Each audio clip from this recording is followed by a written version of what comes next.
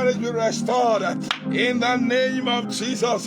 I can see celebration because God is restoring.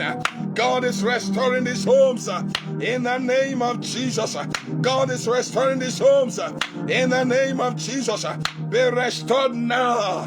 Be restored now in the name of Jesus. The chain of separation is broken in the name of Jesus. The chain of divorce is broken in the name of Jesus. Someone is even saying to me, I can hear in the realm of the spirit saying, oh, we even signed the divorce papers. In the name of Jesus, the extraordinary becomes ordinary.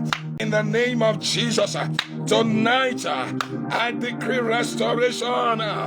In the name of Jesus, be restored. Maritally be restored. Back to your home. Into your family. In the name of Jesus. In the name of Jesus.